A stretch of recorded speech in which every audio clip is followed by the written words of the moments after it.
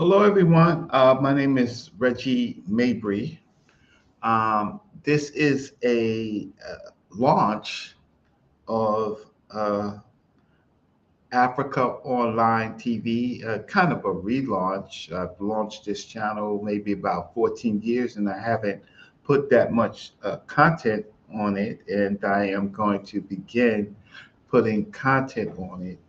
Uh, my content is going to be split between current events that affect everyone, um, and but particularly African Americans. And my content is going to also include um, work that I do on Nile Valley civilization. Um, and so I'm happy to be here. And I'm happy that you're here with me. Tonight's presentation is going to be on the suit that the Malcolm X family just launched against the federal government, the CIA, the FBI, and other agencies that were responsible for the death of El Hajj Malik El Shabazz, the man that we know as Malcolm X. That is what most people know him as. He's had other names that we've called him, uh, Brother Minister Malcolm X, Brother Malcolm X, Omar Wali. But the name that we know him best is Malcolm X, our Black Shining Prince. And Friday, I believe the daughters launched with Benjamin Crump their federal case against the agencies that they say are responsible for the death of El Hajj Malik El Shabazz. They had two venues to do it in, the federal government and New York State. They chose New York State. In a video, I don't know if I'll be able to find it fast enough, but I spoke at one of his anniversary um, of his death to the family, to Henry Louis Gates, and to Ilyasa was on stage, and I talked about a filing that could happen in New York. And it's interesting when I talk to a few people on the panel, I won't um, say who they are, but they said that it's not going to happen. But it did happen, not New York State, which I believe New York State in New York City has the most robust human rights laws in the country, and that was a proper venue because New York City police let it happen. Um, in state and city courts, uh, we've had the Rosewood case that was settled, but it was settled legislatively. We had the Tulsa case that was lost, and that they are reorganizing how they want to put that case. But nevertheless, what I have today is the actual court findings. Um, there is news clippings, and maybe I can share some of the news clippings. Let's see if I can find some of them just for the. But the difference between my stream and the news stream is that those sources at that time did not have the actual suit. I have the suit. So let's see if I can share and give the audience an idea of um,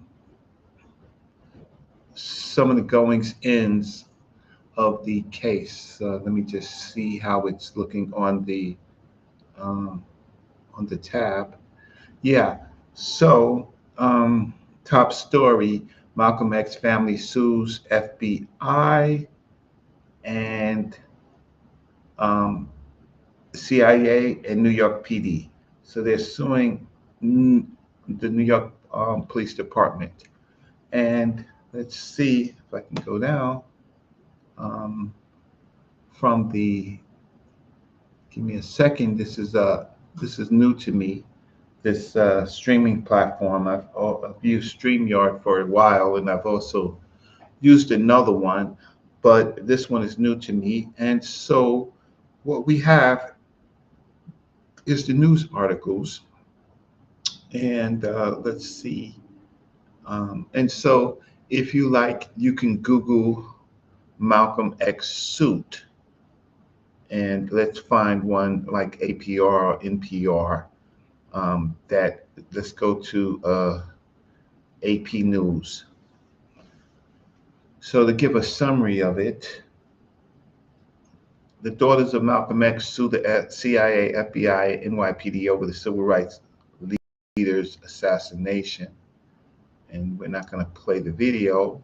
Three daughters of Malcolm X have accused the CIA, FBI, the New York Police Department, and others in a $100 million lawsuit Friday of playing roles in the 1965 assassination of the civil rights leader. In the lawsuit filed in Manhattan federal court, the daughters, along with the Malcolm X estate, claimed that the agencies were aware of and were involved in the assassination plot and failed to stop the killing. At a morning news conference, attorney Ben Crump stood with the family members as he described the lawsuit, saying he hoped federal and city officials would read it and learn all the dastardly deeds that were done by their predecessors and try to right these historical wrongs. It's very important, a strong statement. The NYPD and CIA did not immediately respond to requests for comment. Nicholas Bias, a spokesman for the Department of Justice, which was also sued, declined comment. The FBI said in an email that it standard practice not to comment on litigation. One of the interesting things is that the Central Intelligence Agency of the United States is not supposed to target Americans on the homeland. They are not. The other agencies, the FBI, and the state governments are responsible for actions on the United States. Central Intelligence Agencies operates outside of America in a clandestine manner. Since for decades, more questions than answers have risen over who was to blame for the death of Malcolm X, who was 39 years old when slain on February 21st, 1965, at the Audubon Ballroom on West 165th Street in Manhattan, and he spoke to several hundred people. Born Malcolm Little in Omaha, Nebraska, Malcolm X later changed his name to El-Hajj Malik El-Shabazz.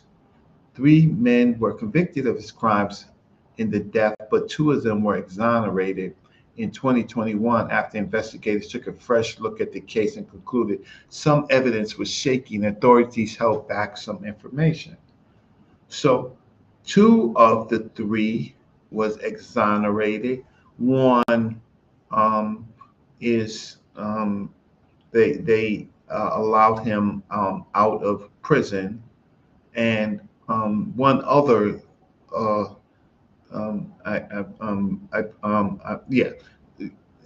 Uh, so when I'm saying that they were awarded, I know that one of the accused were had passed, and the money went to his family's estate. So two had nothing to do directly with the shooting of El Hajj Maliko Shabazz. One, in fact, did.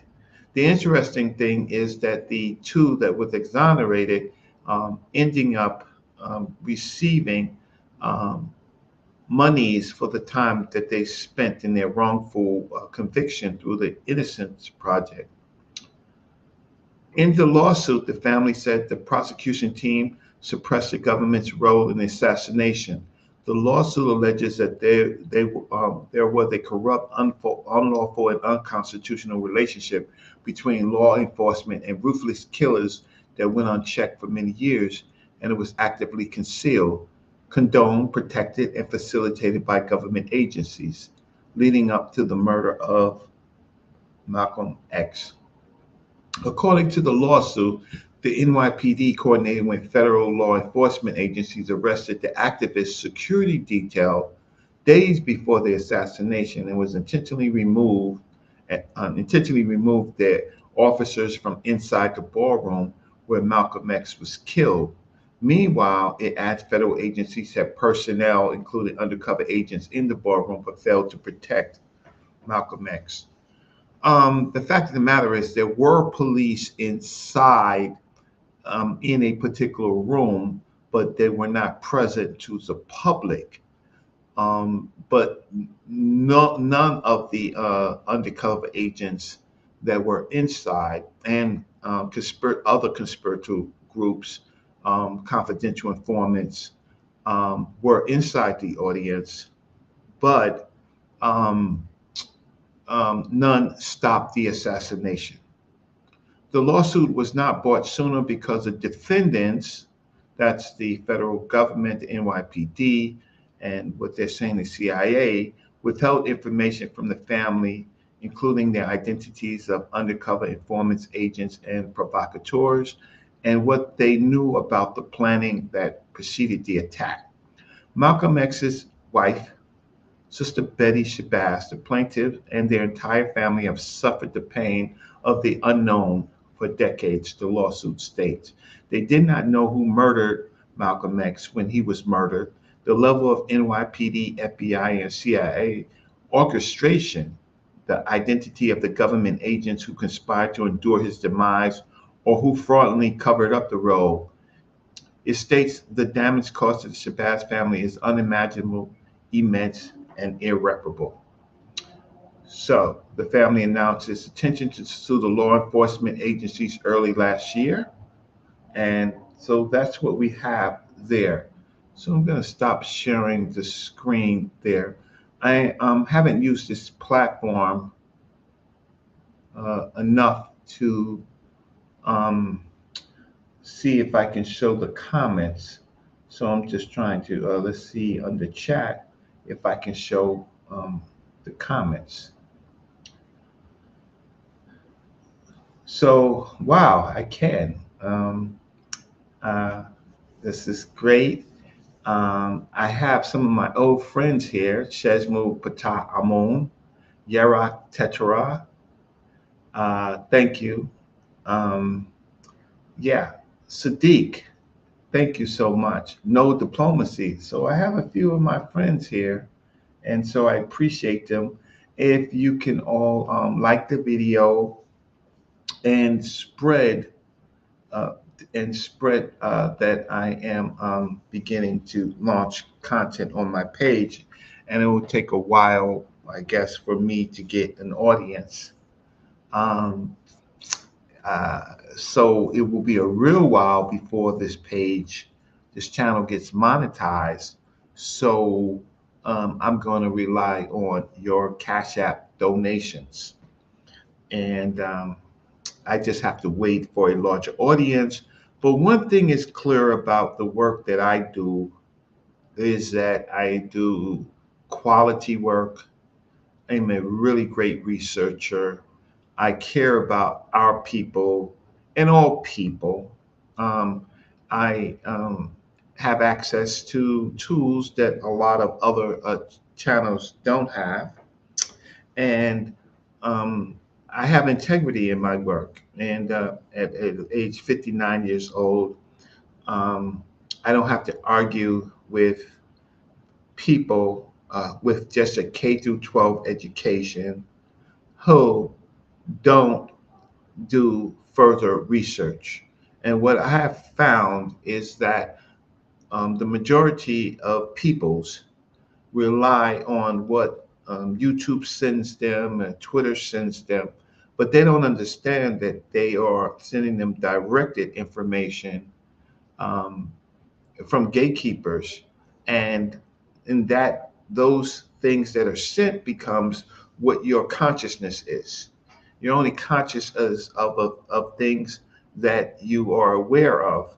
But if you don't research, you won't be conscious of things that are not readily available, which requires some research. And I find that a lot of people in the past that I've been arguing with simply or religious, and it's all right to be religious, but the problem is when you try to prove things that can't be proven. Um, so you can't prove, you can only prove that you believe, and you can only prove that you believe in things that other people believed. You cannot prove the actual events, right? You can't do that. But in this case, what I'm trying to do today, oh, shoot, my brother, Mr. Lozo, peace to you. Thank you. Um, what happens is that if we are not careful in watching, um, groups who have belief come into our spaces and center the conversations on what they believe that other people believed, that other people believed, and cannot have the skills to prove. But enough of that. What I want to do today in the short time that I have, because this is just my test and my launch and my relaunch, is to um, do something that none of the news reports have done yet. None of them have done. They have listed the story, but if you read what they said, like in the AP News, what they did not do is that they did not show you the actual complaint. And I am going to show you the actual complaint that was filed. One is the news, but in court is the actual filing. So I have the filing, and if anybody wants it from me, please like the video, send me an email.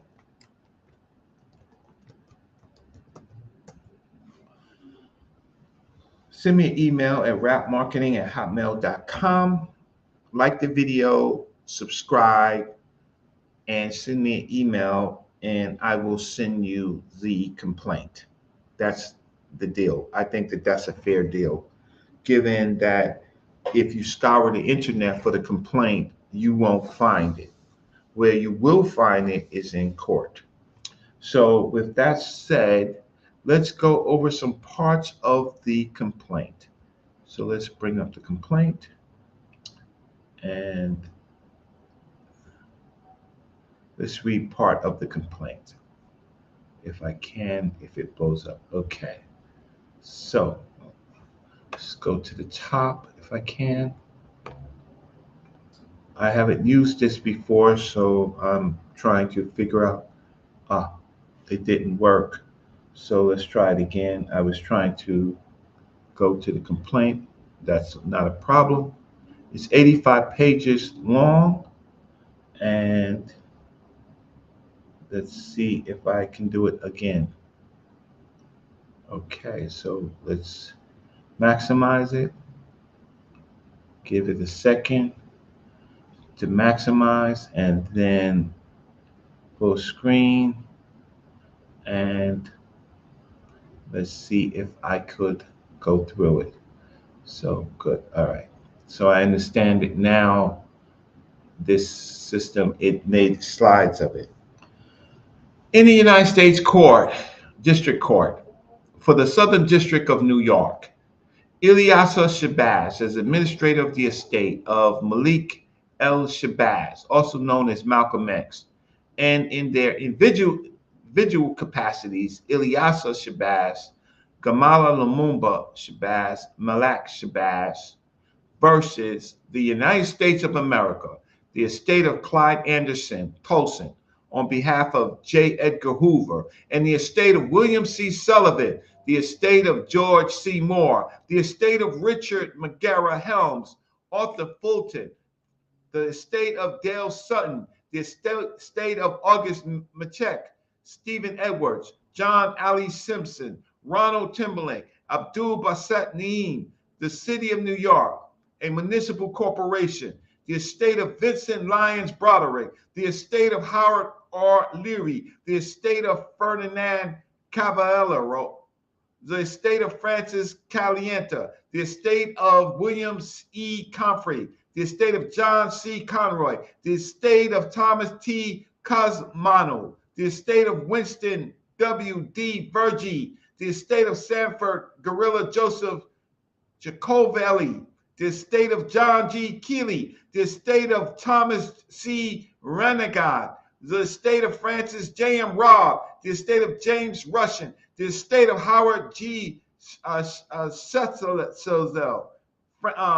Francis M. Sullivan, Warren Taylor, the estate of Patrick T. Tomney, Ernest Voss, William Willis, the estate of Anthony Tony Boozle, the estate of Jerry Fulcher, William Bill Knapp, the estate of Bernard Barney F. Mulligan, the estate of Eugene Jean A. Robert Henry Suarez, the estate of Theodore Ted Thelos, the estate of Raymond A. Wood, the estate of Anthony Tony Uselwicz, and does 1 through 50 inclusive defendants. The family of El Hajj Malik El Shabazz, the man we know as Malcolm X, is suing persons alive and their estates. This is a reparations suit, right? We could call it a reparations suit. They are suing people alive and their estates. Table of contents: the introduction, the nature of the action, the jurisdiction and venue, notice of claim, the parties, the plaintiffs, the defendants, federal defendants, defendants of City of New York, former NYPD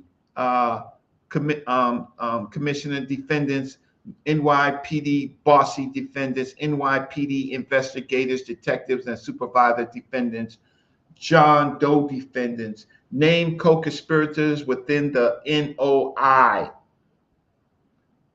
They are suing named co-conspirators within the Nation of Islam.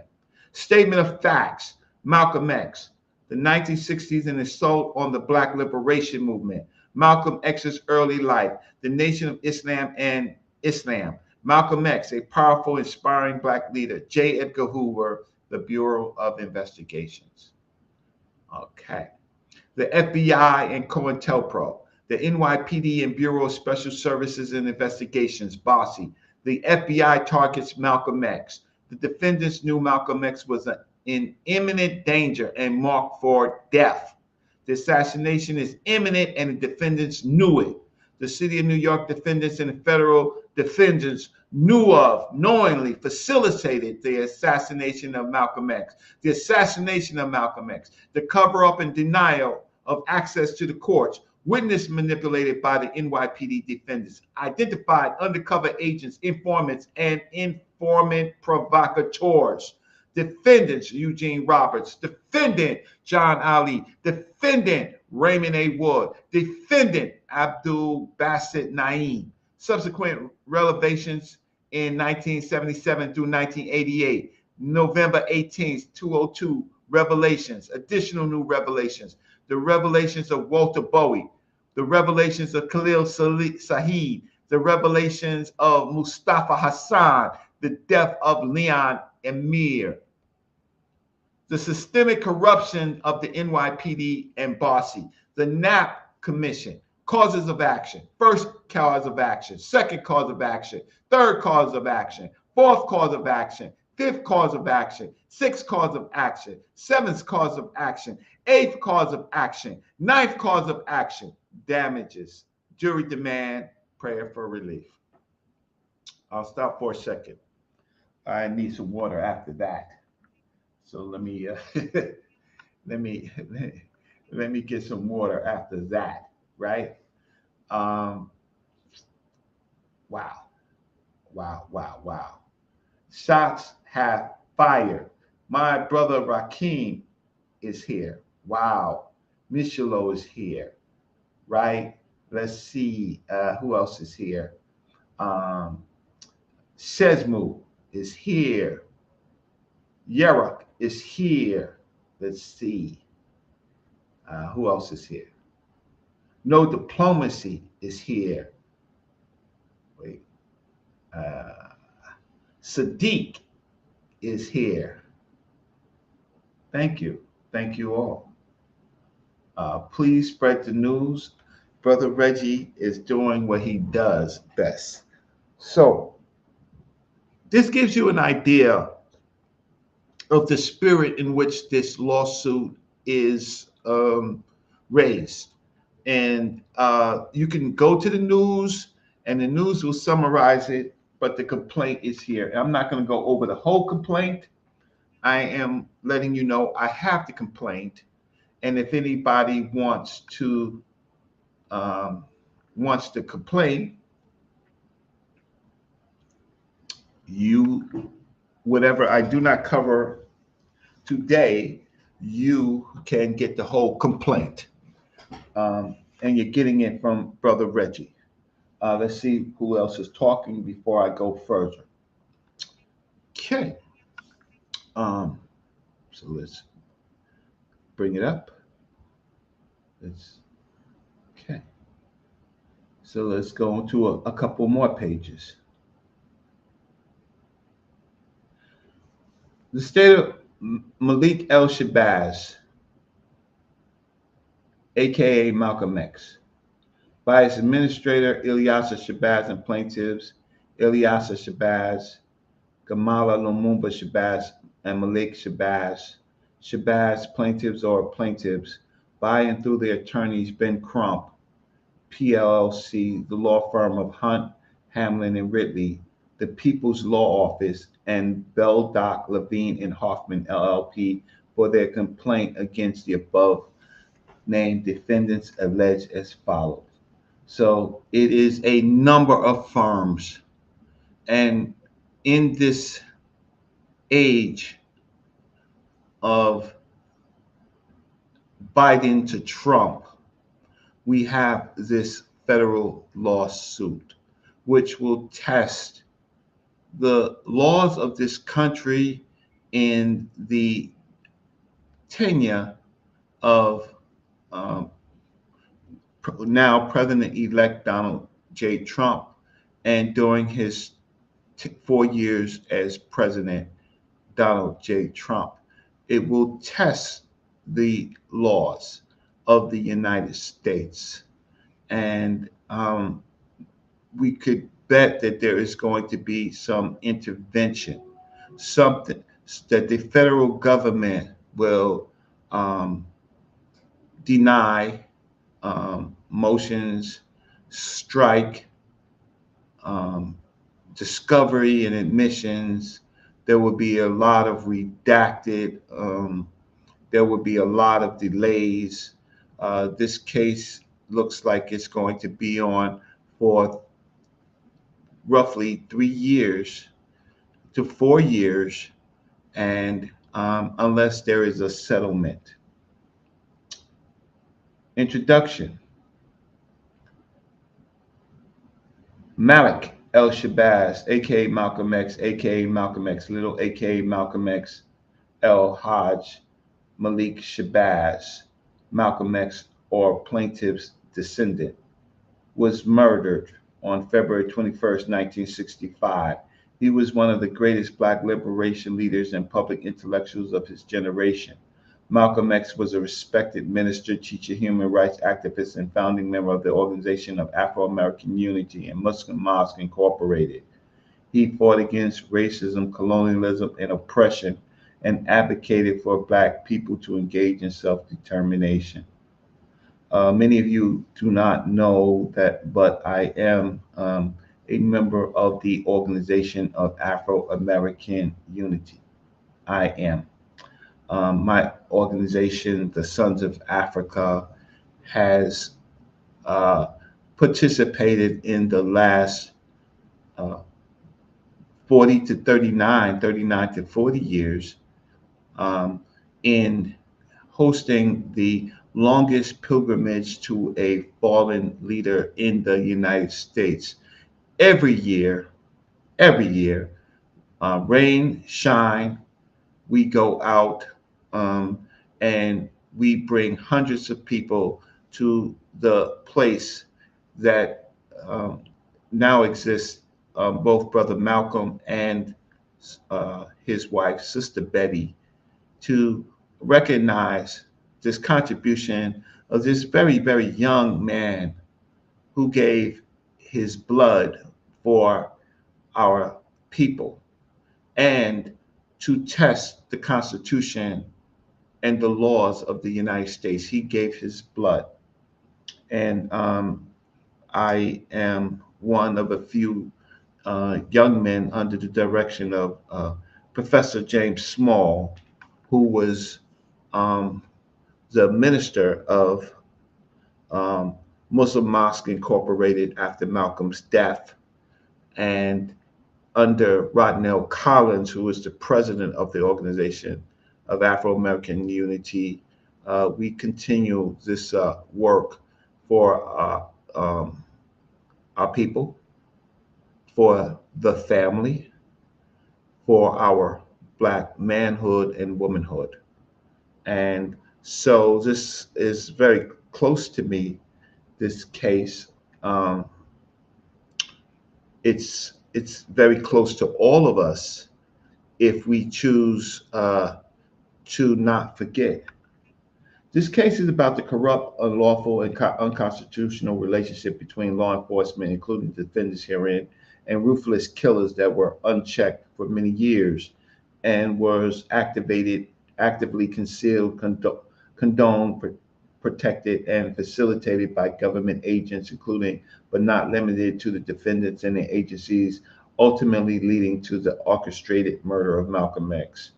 As a direct result of the defendant's intentional bad faith, willful, wanton, reckless, unreasonable, and/or deliberate indifference, acts, and omissions, Malcolm X was deprived of his federal constitutional rights, was robbed of his life and freedom, and sustained severe physical, emotional, and monetary damages, including conscious physical pain and suffering, as a further direct result of the defendant's intentional bad faith, willful, wanton, reckless, unreasonable, and/or deliberate indifferent acts and omissions. The Shabazz family was robbed of their husband and father and deprived of his companionship and his financial, spiritual, emotional, and moral guidance and support, and sustained severe mental anguish and pecuniary losses caused by the death of their husband and father.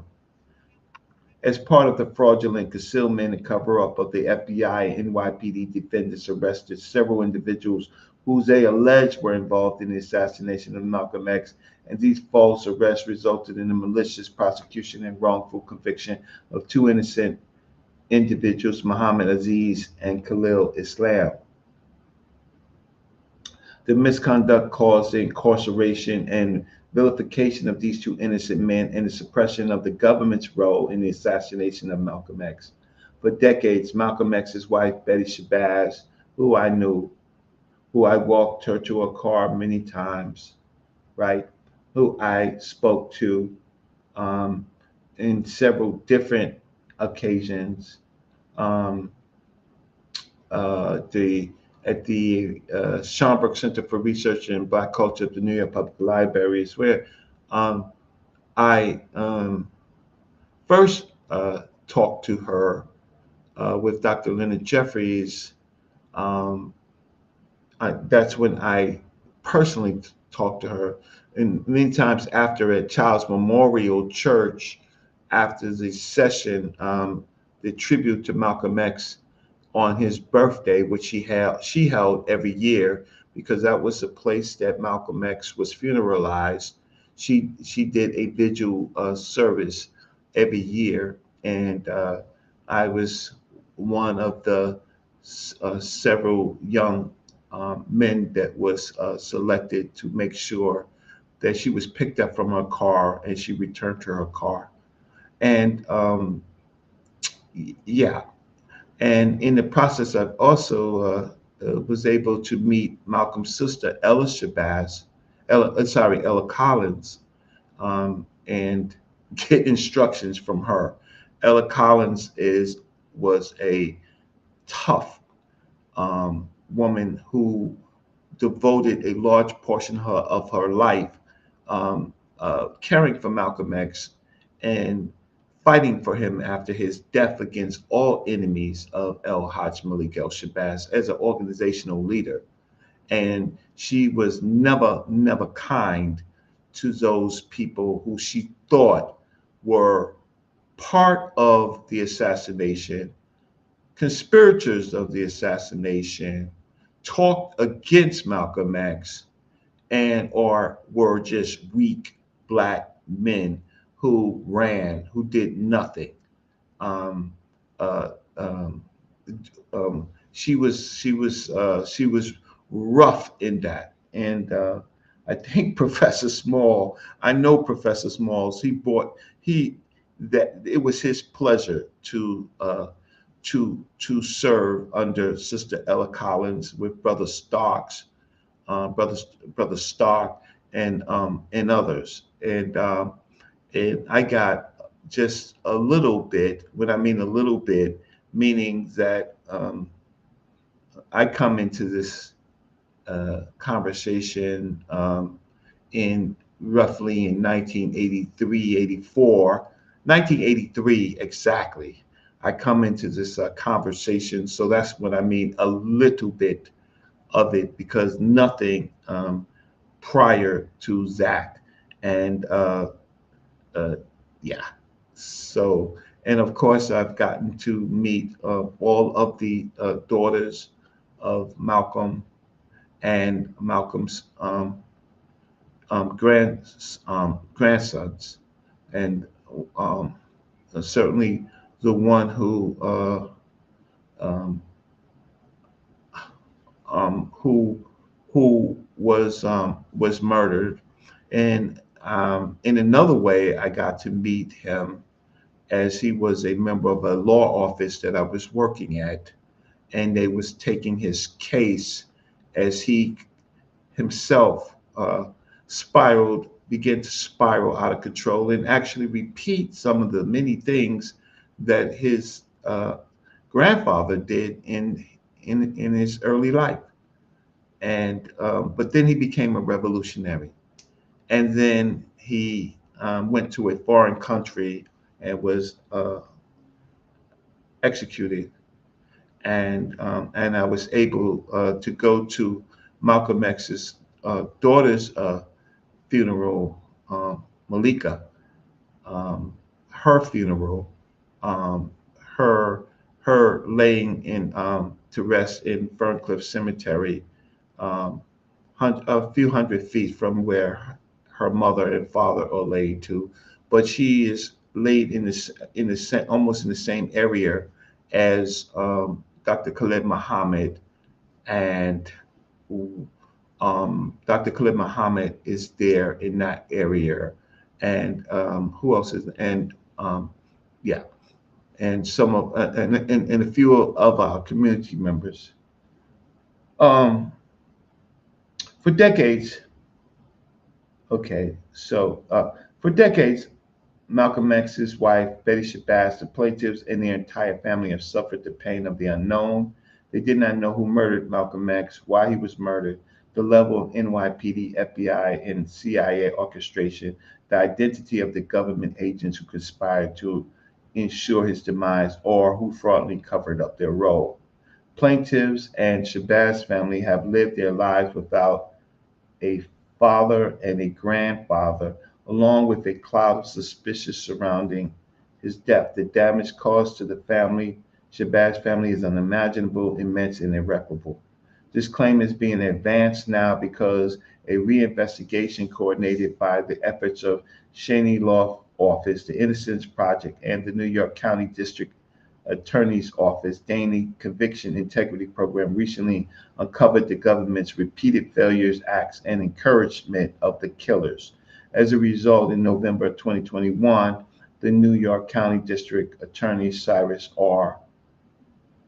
I think Vance uh, took the unprecedented step of apologizing for serious, unacceptable violations of law and public trust and revealed a number of crucial NYPD and FBI documents that had been fraudulently concealed for more than 56 years. So it has been 59 years after the death of El Hajj Malik El Shabazz. There was, um, after that, there was a court trial uh, for those who were accused of his death. And I know several of the people who were Malcolm X's companions, and one of them I really can't reveal because he hasn't really revealed himself, but he was Malcolm X's bodyguard. He picked him up at the LaGuardia Airport. He was with Malcolm to his death. Um, he was in the Audubon Ballroom. He was the um, uh, security uh, when Minister Benjamin spoke, and after Minister Benjamin spoke, there was, or around that time, there was a lieutenant of the NOI in the audience, and he was wearing a lapel, and they recognized him. And unfortunately, it seemed to be that was a diversion because they brought him to the back and they frisked him and asked him to leave, I believe. And but the problem was is that that diversion had them not uh, scan the crowd for the three men that was sitting in the second row. So there were three men. I don't know. I think they were sitting in the second row. No, or the first row. And those were the assailants that actually killed um, Malcolm X. But that was a diversion, and and then normally I have learned because I was trained by Professor Small, and normally what would happen is when people are seated in a audience and you are the protectorate, you're the protection. Normally, what you would do is that you would make it plain that you know who everybody is because before the event begins, you would photograph everybody in every seat. You would just meticulously photograph everybody in every seat um, as a precaution for records. And what we don't have is a picture of the audience. And that is probably not because it wasn't done, but there were several prominent photographers that was there who would normally take pictures of the crowd. However, it seems that the people in conspiracy against El Hajj Malik El Shabazz's death sees those photographs, and we don't have those photographs, but it will clearly show the assailants that were sitting on in that row that assassinated Malcolm X.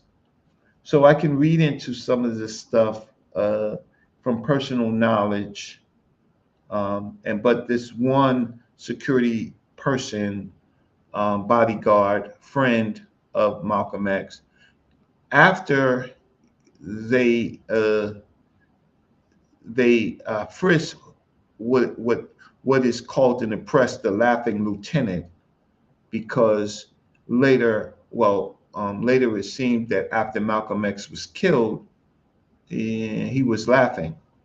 They witnessed, so they call him the laughing lieutenant, and he um, well the person that I'm talking about, he was then rerouted and stationed to guard Betty Shabazz and her children.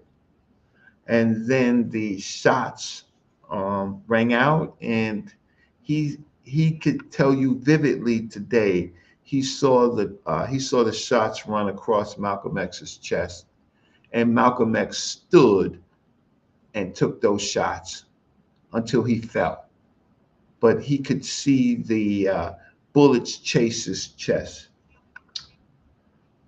Nature of the actions. Plaintiffs come before this court advancing the following theories of liability against the defendants. First, the NYPD, in coordination with the federal defendants, possessed knowledge of threats of Malcolm X's life prior to his assassination, yet failed to intervene on his behalf.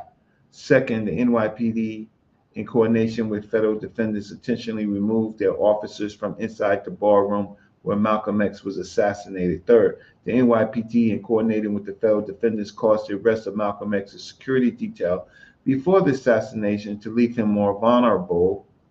Fourth, the federal defendants had personnel, including undercover personnel, in the ballroom during the assassination. They failed to protect Malcolm X from a known harm. Fifth, the federal defendants encouraged the assassination of Malcolm X. After the NYPD, in coordination with federal defendants, caused Malcolm X's death, they engaged in a decades-long effort to cover up their malfeasance. This cover-up was fraudulent and denied the plaintiff access to the courts. The plaintiff brings this action to recover compensatory and punitive damages and an award of attorney fees and costs for violations of plaintiff's rights secured by 42 U.S.C. Section 1981, 1983, 85, and 1986 by the federal 4th, 5th, and 14th Amendment to the United States Constitution through the Federal Tort Claims Act, FTCA, and by New York state law. Let's see what the audience is saying before I continue. So let's see if I can see what the audience is saying uh, before I continue.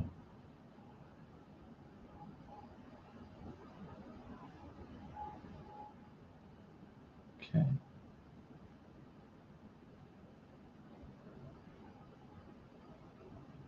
Okay.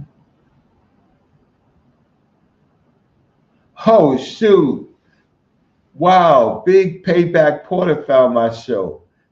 Peace to you. Good to see you here. Good to see you here. So I have some friends. I'm looking for more friends. If you can just tell everybody that I'm on, I would so appreciate it. Um, I'll be right back. I just want to get one thing. I'll be right back.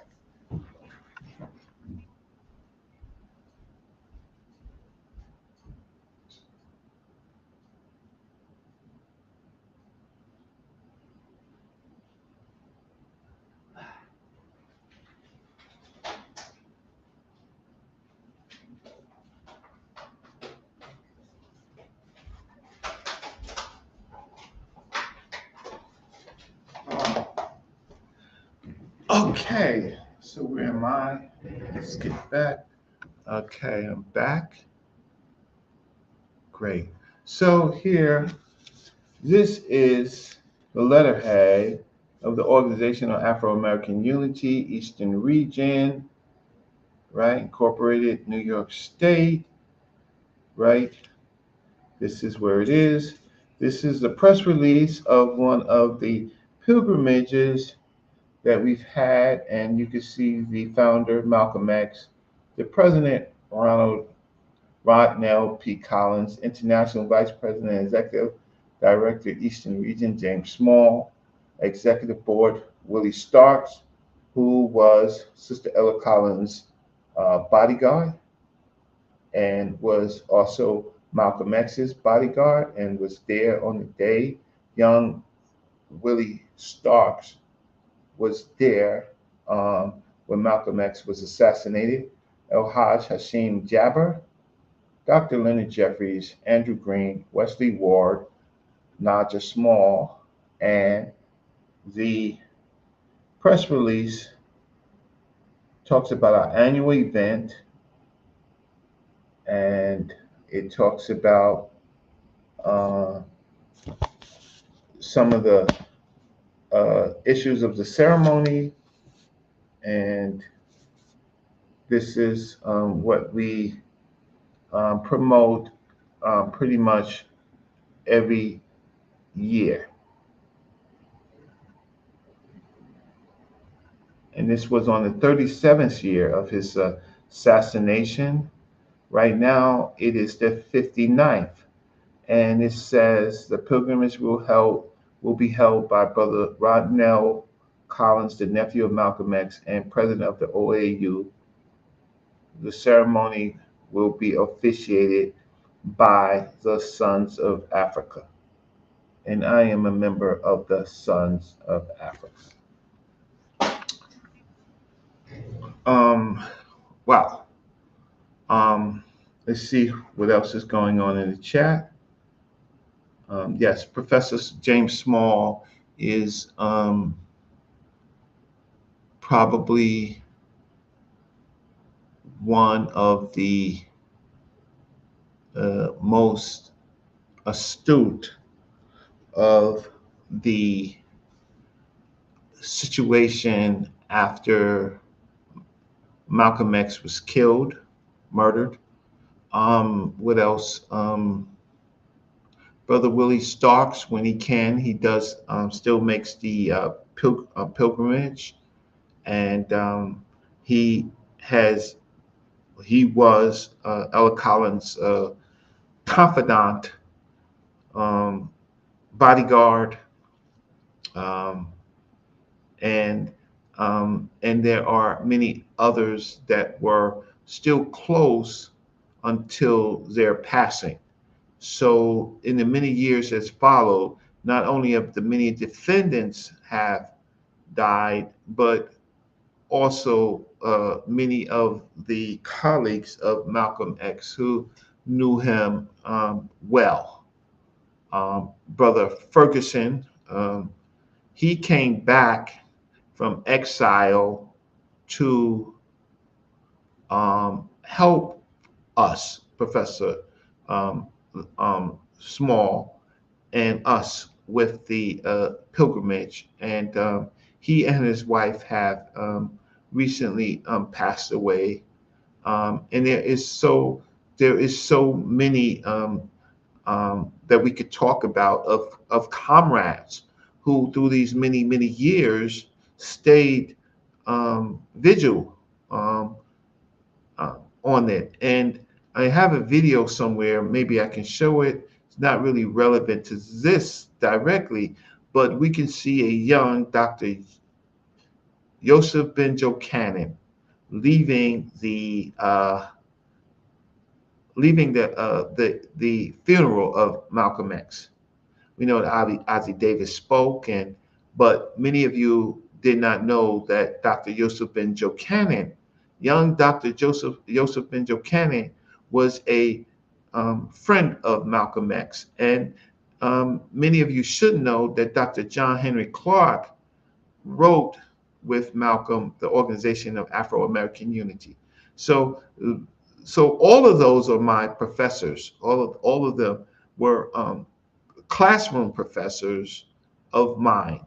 Um, Professor Small, Dr. Leonard Jeffries, Dr. Yosef Ben Jochanan, and Dr. John Henry Clark. And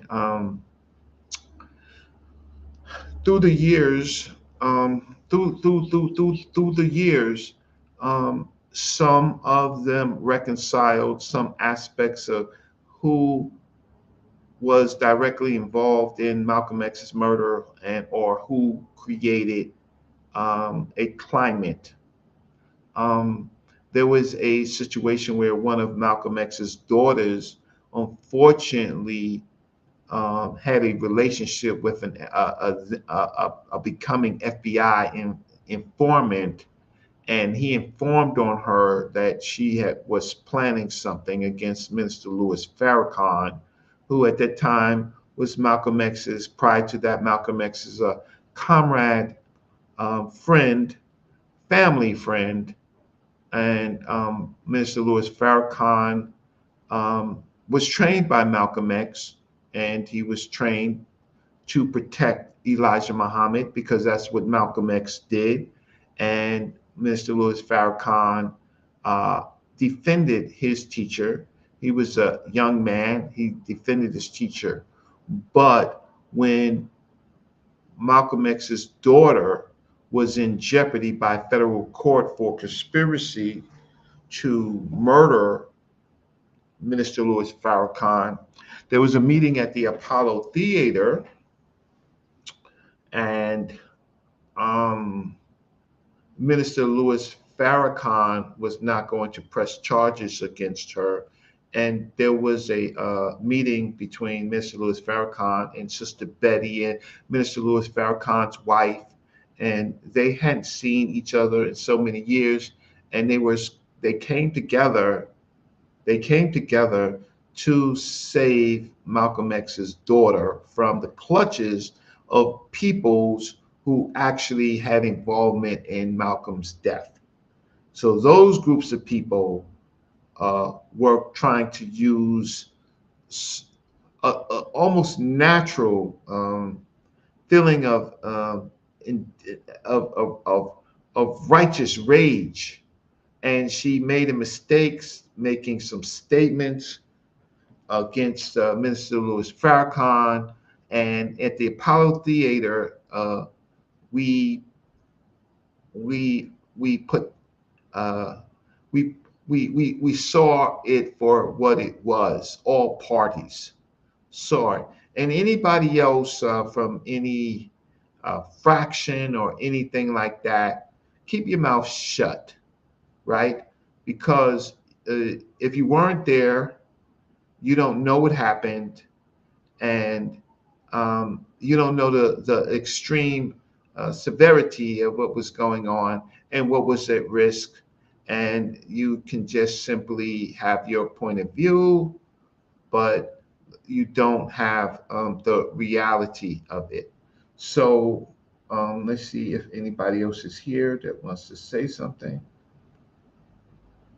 And I'll read a few more passages of it. But then again, if you want the 85-page complaint, you could email me it, because I do not intend to read the whole 85-page complaint.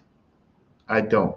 But I will help you out if you send me an email and like my page, so that you will have something to talk about and continue the reporting that I just started. Because what I'm doing is you could cash at me if you like. If you could donate to me, donate.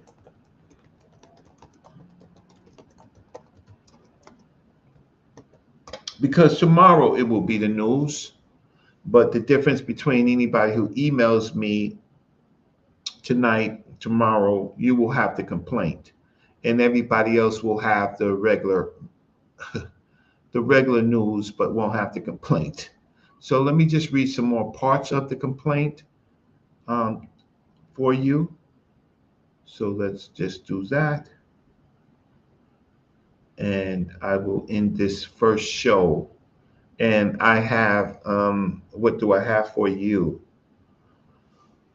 Tomorrow, I will be back at the Metropolitan Museum of Art, and there is a exhibition called uh, Flight into Egypt, and it's going to be discussing um, the from the late 1800s, the community flight into Egypt for a renaissance. So there will be pictures of artists. There will be artifacts there of that period, writings, publications of that period. And guess what, family, is in that exhibition? Dr. Ben's Black Man of the Nile made it into the Metropolitan Museum of Art. So did Dr. John Henry Clark's works. It landed there, and Dr. Shekanta Diop's African Origin of Civilization, and a lot of other African Americans who have written their publications will be there. But I will be there tomorrow to photograph for you where Dr. Ben's publication is. And there are some others that's there. There is Muta Ashby's work, and there is who else's work is there? Muta Ashby's work and Raoul Neffer's work. Um, People who have what they call had a flight to Egypt, and but it does not matter because Dr. Ben, Dr. Diop, um, Dr. Clark publications will be on view at the Metropolitan Museum of Art. Some bad news is that if any of you did not make it to the Metropolitan Museum of Art exhibition, Africa Origin of Civilization in tribute to Dr. Uh, uh, Shekanta Diop, that exhibition is closed now. So that was a great part of my museum tours to take you into the tribute to Dr. Diop and UNESCO's comments and what the exhibition entailed. But I went there today and it was a sad moment for me because that exhibition wasn't a permanent exhibition and is now closed. But I do have pictures of it. Who was one of the last people who went to the museum with me? Let's see. I know Christopher Thomas went. I know Sadiq, who's on this channel, he went. I know Jenna Ankh, who uh, who I will be in Boston with. He viewed it. Um, but now, unfortunately, Anthony Bowman viewed it from the community of skeptics. Shout out to Anthony Bowman and his wife, and shout out to Sadiq and his wife and his baby girl, who I still owe a lollipop to. Um, um, so, my good brother Rakeem, I know you tried, but that exhibition you won't see. But come and see me, and I will show you other treasures of the Metropolitan Museum of Art. So where are we now? I'll do a few more lines, and then I will wait for anyone. And if you have Facebook or Twitter or anybody like that, let them know that I do have here it goes right here. I do have it, and the complaint for other news. So let's get this out, and we're on page 7 of 85, and I'll do about 5 more pages or 4 more pages. And the plaintiff state claims pursuant to 28 USC 1937. Venue is proper under 28 USC section 1391 and 402B because defendants conduct business in the judicial state and substantial parts of their acts and omissions giving a rise to claims herein alleged occurred in the judicial district. The notice of claim. This action is commenced 59 years after the assassination of Malcolm X. Following his death, defendants knowingly and fraudulently withheld information from the Shabazz plaintiffs. Defendants acted in concerted and fraudulent manner to prevent the Shabazz families from becoming aware of their conduct, omissions, and actions, as well as the identity of their undercover informants and the planning of Malcolm X's assassination. This action is timely brought due to the continuing fraudulent concealment by the DOJ, the FBI, the CIA, the NYPD, and their named and unnamed defendant agents of direct evidence that they conspired to and executed their plans to assassinate Malcolm X and then cover it up. In February 23, 2023, plaintiffs presented timely notices of tort claims pursuant to the FTCA 28 USC Section 267 at sequential 2401 semicolon 2675A and all applicable federal regulations giving notice of the wrongful death caused by the acts or omissions of the defendants while acting within the scope of their office or employment within the United States of America under circumstances in which the United States, if a private person, would be liable to the plaintiffs in accordance with the laws of the state of New York. More than 6 months have passed from the claims presentation to the United States, so that they have fulfilled their time restrictions. Plaintiffs deemed the agency's failure to render a final disposition of their claims as constructive denial pursuant to 28 U.S.C. Section 2675A. On August 29, 2024, Ilyasa Shabazz was duly appointed as the administrator of the estate of Malcolm X. On October 4th, 2024, plaintiffs filed a notice of claim against the city of New York on behalf of the state asserting inter alia wrongful death. On February 21st, 2023, plaintiff Ilyasa Shabazz filed a notice of claim against the city of New York seeking damages for the wrongful death of Malcolm X, her father. On February 21st, 2023, and March 24th, 2023, plaintiff Ilyasa filed a notice of claim against the state of New York seeking damages for the wrongful death of Malcolm X, her father. On February 21st, 2023, plaintiff Ilyasa Shabazz filed a notice of claim against the USA, CIA, FBI, and DOJ seeking further damages for the wrongful death of Malcolm X, her father.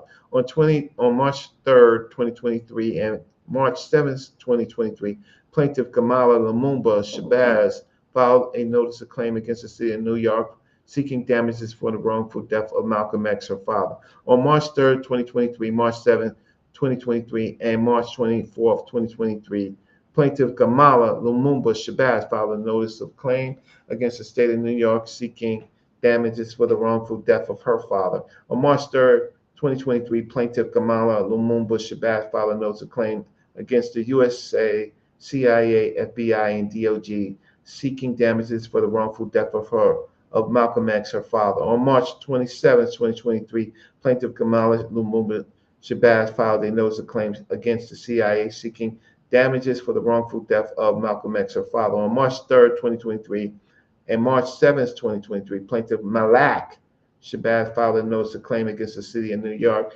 seeking damages for the wrongful death of her father.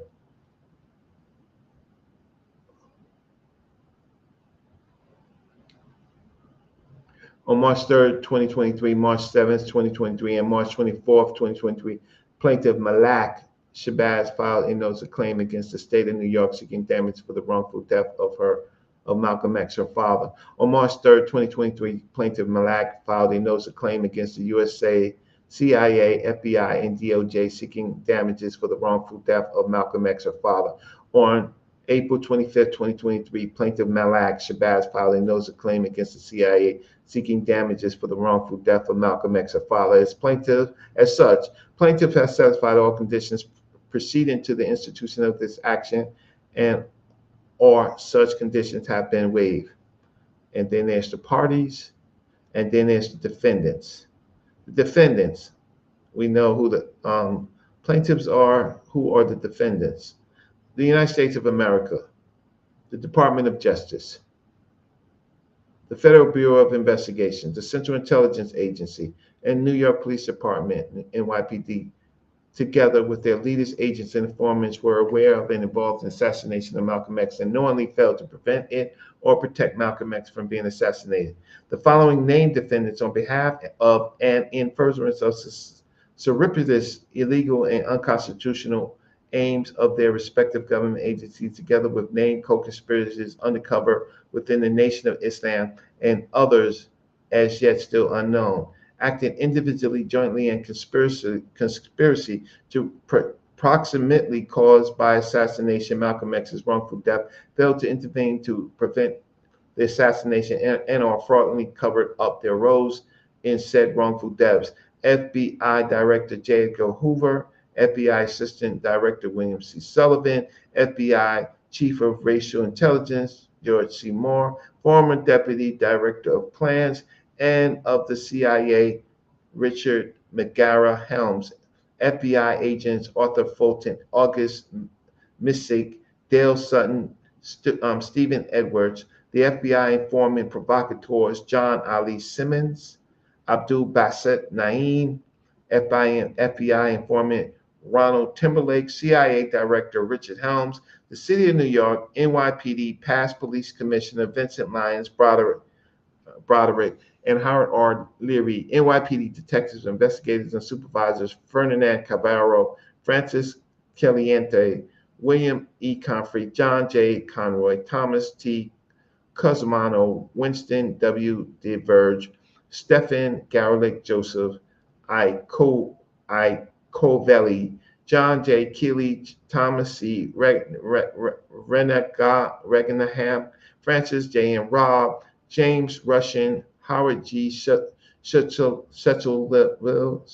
Francis M. Sullivan, Warren Taylor, Patrick T. Tomney, Ernest Walls, William Willis, NYPD Bossy agents and supervisors, Anthony Tony Booza, Jerry Fulcher, William Bill Knapp, Bernard Barney F. Mulligan, Eugene Gene Roberts, Henry Suarez, Thomas Ted Theologus, Raymond A. Wood, Anthony Tony Usilowitz, John and Jane Doe's 1 through 50, inclusive, who are co-conspiring official agents and informants not presently known to the defendants, and co-conspirators William Bradley, Leon Davis, Tamaj Hayer, Benjamin Thomas, and Wilbur McKinley. Defendants acted in a concerted and fraudulent manner to prevent Malcolm X family from being aware of their conduct, omissions, actions, and failures to act, as well as the identity of undercover agents and provocateurs and their planning of Malcolm X's assassination. The NOI involvement and participation in assassination resulted from the urging threats, manufacture, manipulation, facilitation, and or subversive use of informant provocateurs and undercover agents by agents, supervisors, high-level officers, and leaders of the FBI and NYPD. Sorry. So we can go on and on. I've read 13 pages of the complaint. There are 85. This is big news. This is the news.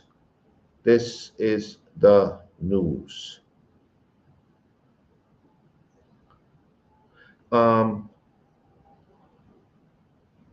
Yep.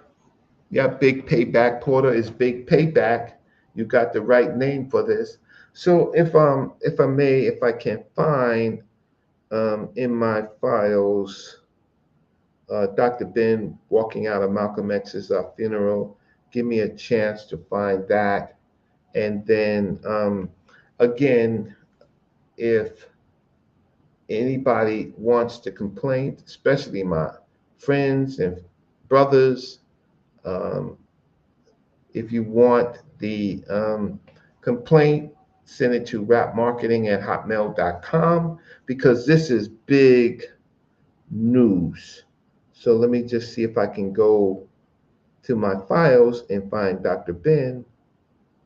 Let's see, walking out of the funeral. It's been a long time. right? It's been a long time coming. It's been a long time coming. So we can talk about irrelevant things. We can talk about irrelevant things. We can have these fights that we have on religions, beliefs. We can do that. Um, but Dr. Ben eulogy, Dr. Ben and slavery. So I don't have it here. We're gonna try somewhere else. Wait, I have lots of files on Dr. Ben's death, but let's go to here. See if it's here.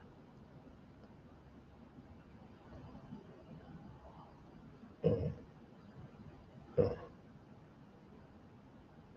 where's this? Where's this file right here go to? Where does this go to? Oh, hmm. Oh, I have to plug this in. This is my other drive. So that's why I'm not seeing anything. So let me plug this drive in. Give me a second. Uh, so let's see. Give me a second for this drive to activate. Um, how y'all doing? So if I don't find it, I will end. But I wanted to do my first. hmm,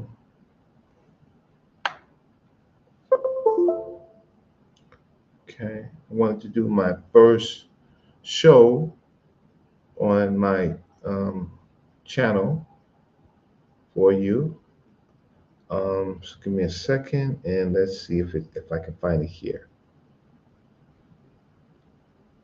Okay, this is crucial. This one is crucial. Let's find it in this crucial, and the other one is not showing up yet for some reason. It's crucial,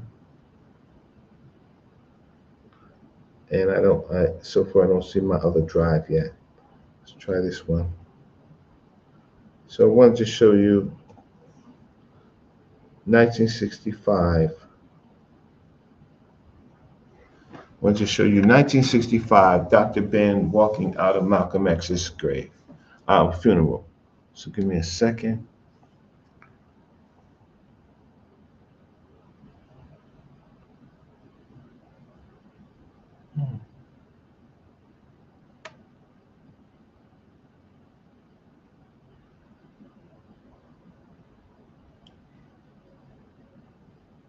It's not here. And then if it's not here, I have to search my my other hard drive.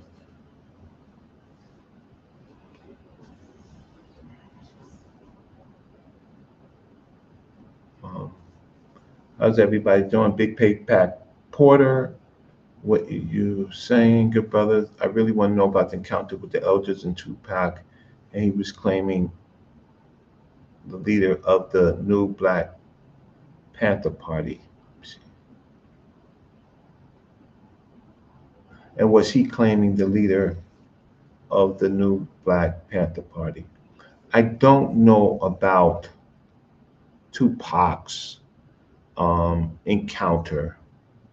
I just don't know. Um, um, but Tupac, um, you have to tell me some more about um, about about this. I just have to kindly say, and I know it's difficult to say. Um, um, what I will say is that Matula Shakur came to Malcolm X's funeral pilgrimage this last May 19th, after he spent all those years in prison for Assata Shakur. Um, the good brother did come, and we got a chance to see him. Um, and uh, it's it's just so many people have passed away, but we were just happy to see him there. Um, let's see, Dr. Ben.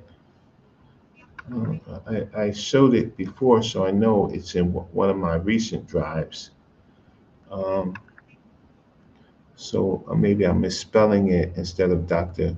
Should say Dr. Joseph Benjo Cannon, but I would say, okay, so I have it here. Hmm. Yeah, I have it here. So let's see if I could bring it up, if I can bring up the media. So give me a second. Hmm.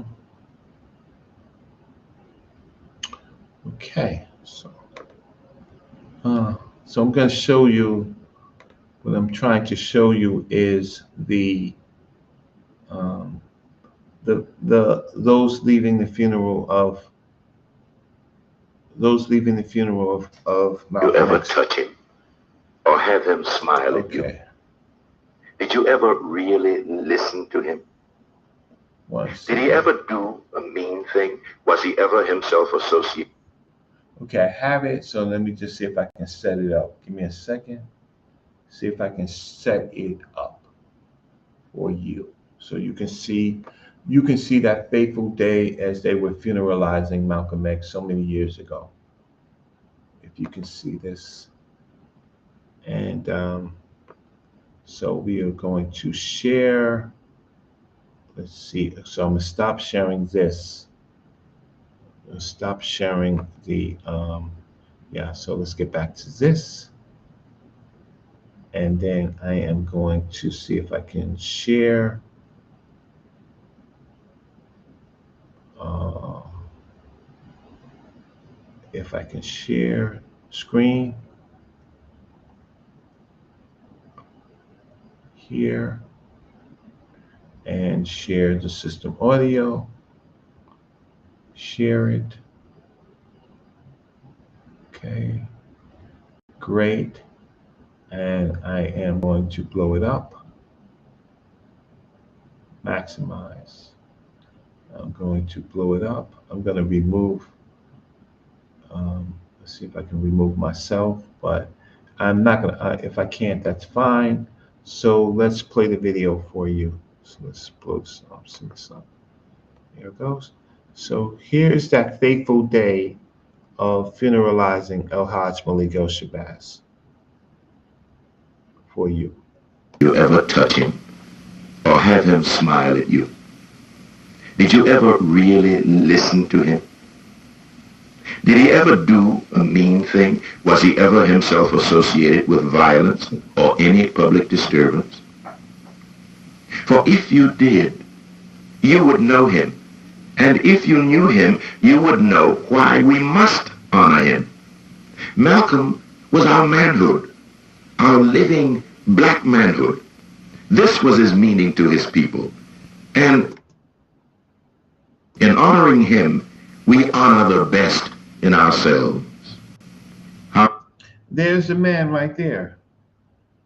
There is young Dr. Joseph Benjo Cannon, Dr. Ben, with his Hebrew um, cultural outfit on, and he is somebody who loved Malcolm X. And but let's just play it one more time because you will see. You ever touch him So there's Brother Malcolm.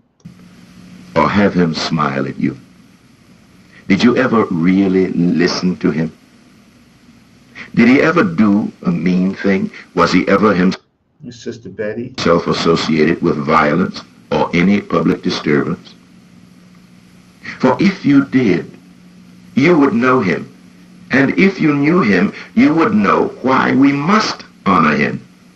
Malcolm was our manhood, our living black manhood. This was his meaning to his people. And in honoring him, we honor the best in ourselves, however much we differed with him. Well, thank you all for joining me tonight. I so appreciate it. Um, the, this is the kind of quality content that I deliver. This is who I am as a student of these great people and this great struggle. And I am now being able to show some of my work and some of my colleagues' works. Um, Even if they're in dispute, I can show Smash Rockwell's work, I can show Uncle Keck's work, I can show um, anybody's work that is relevant to a conversation that I am in um, on my channel, right? Because it is connected to our struggle. So, shout out Magi Archers, all of them. Shout out community of skeptics. Shout out to those that go on Brother Garfield's channel. Shout out to all the Metal Nature scholars, Dr. Ricchetti Amon's school, um, Baba Bonacci, Jetta Monk, um, Monica, and everybody else who's affiliated. So now I can kind of talk about things that I wasn't able to talk about prior, right? And produce content for you. So look out soon.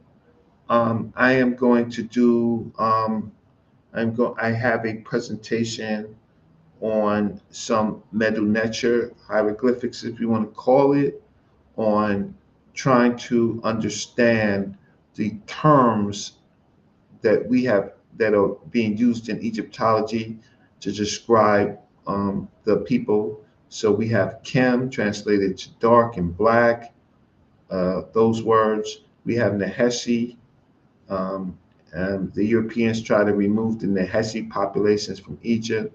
We have the Hamite, Old Hamite, and we have Negroes. And I'm going a presentation and talking about those terms and showing that Nubians were everywhere.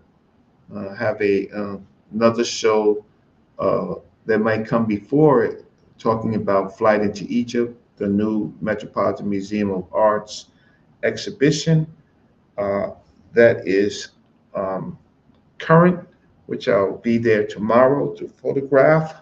I will be talking about um, are we Democrats or are we Republicans? Um, so I have at least four shows that I know about that are ready to go. And I am, hey, oh shoot, my brother Barn Dog.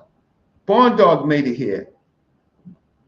Whoa, my brother Barn Dog. Barn Dog has been so helpful to me, family, right? He has been really helpful to me in the in navigating um, uh, uh, the um, the community to stop people from the K through 12s, those groups of people, the religious people, um, all those other types of people who have been attacking me in the chat. Barn Dog has been my bodyguard. Um, and I hope to see him and others. I'm not asking anybody to choose because I'm not talking about anybody personally. I'm talking about the information, and I'm I'm talking about the information, and nobody controls my information. Um, so I'm going to be talking about the information, and I am not enemies with anybody. I'm still friends, but I am Brother Reggie, right? I am Brother Reggie.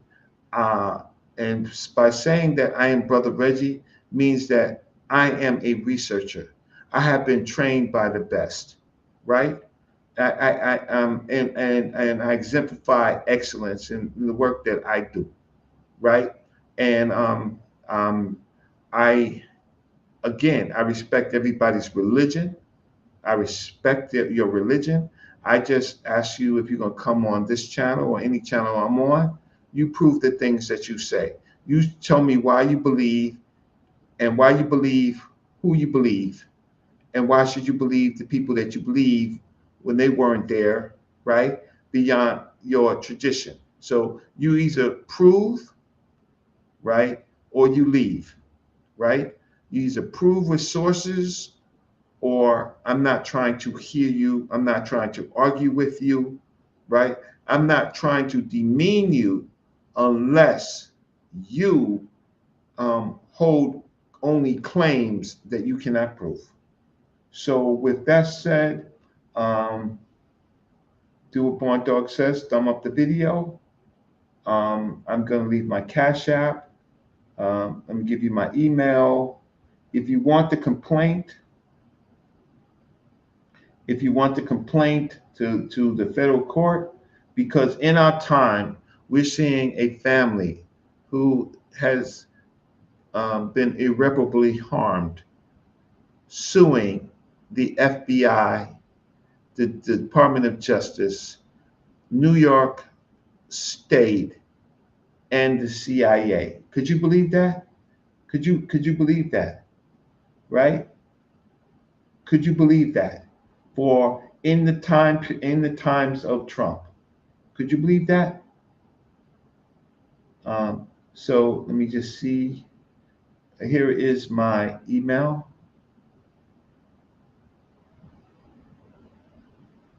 If you want the complaint, send me your request for the complaint. Nobody else has it.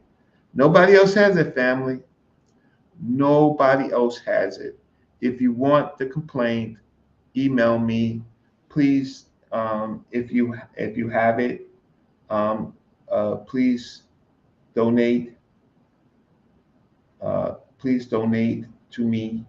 And please share the video, share and like the video. So if everybody can like the video, so it can go on analytics and I can get more followers, I so appreciate that.